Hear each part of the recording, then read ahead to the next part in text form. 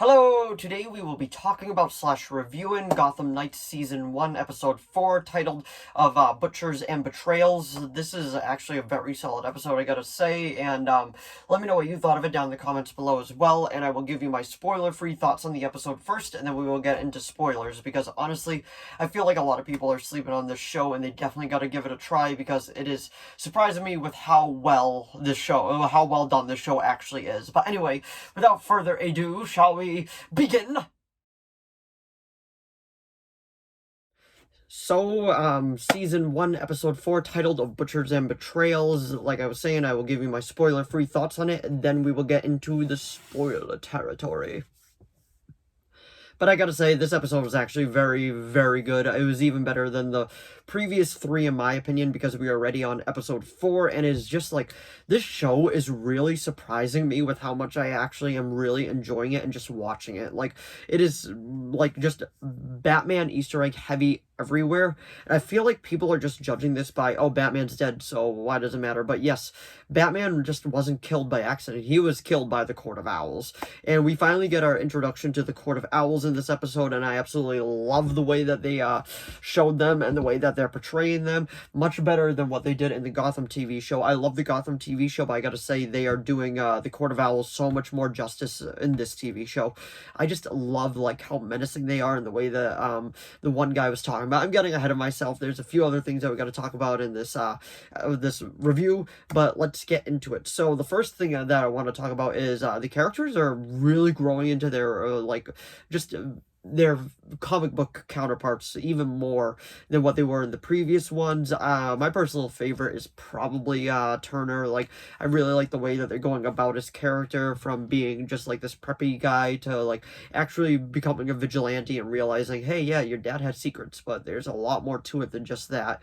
And then we do realize at the end that he is officially running for mayor, Harvey Dent, and like I was saying, Misha Collins plays him, and I'm just a huge fan of his, so I'm going to be watching anything that he's in, and honestly, like, they're even hinting more at him becoming Two-Face, because we realize that the other guy's dad is officially running for mayor, and then he said, we don't need any more two-faced politicians, and trust me, they worded it like that on purpose, and I absolutely just love it. This is like the kind of stuff that I geek out about, like just Batman related stuff, and I love that they do stuff like that. And then Harvey woke up and like this, so half of his face was already missing, and they've been doing that so much within like this season so far. Like, one half of his face is always shaded or something like that, and I absolutely love it, because I really enjoy when they foreshadow stuff coming down the line, because everybody knows that Harvey Dent eventually becomes Two-Face. It is his main goal within like all the storylines, and I'm very curious with how they're gonna do it. Now, if you don't know, the Court of Owls always leaves like a medallion, something like that, to signify you're gonna die. They did it to the past one too. The past mayor, they killed him off, and my personal guess, this is just my personal guess, this is just a fan theory, that the court marks him for death. I do believe he's already part of the Court of Owls, and then they mark him for death, and what happens is they do attempt to kill him with that coin, because that signifies you're gonna die, and then they splash like acid on him, but it only ends up just deforming half of his face, and the coin gets deformed too, and that ends up becoming his obsession now, and he ends up becoming the villain. That's my own personal opinion on what they're going to be doing with the character. That's just my guess. Let me know down in the comments below what your personal guess is for how he's going to become Two-Face, but we all know that is eventually what it's leading towards. But I am getting way off topic, well, not really off topic, but I got to give you my spoiler-free thoughts on it before we get into even more spoilers. But I gotta say, this episode was really well done. I really enjoyed it. The Court of Owls is awesome character villains, and I feel like they're actually doing them justice in this show. I would argue right now it's better than what the Flash is doing, and that kind of sucks for me to say, because I'm a huge fan of the Flash, but this show is just so well done. I don't think it's being treated fair at all, and I am really enjoying it. I would give this episode probably an 8.5 out of 10. It is just so well done, and if they keep this same trend going with each episode just getting better and better, because honestly that's how this show feels.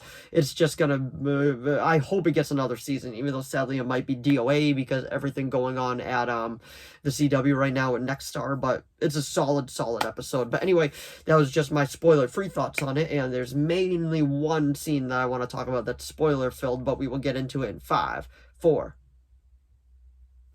Alright, so the main spoiler stuff that I wanted to talk about is that Turner finally meets the Court of Owls because they realize that she was part of it, the nanny, and pretty much when they first introduced them and the way that the main court guy is talking to him, I absolutely loved it. The way that they match their voice like this, and they're like, Turner Hayes, we pretty much come to a decision.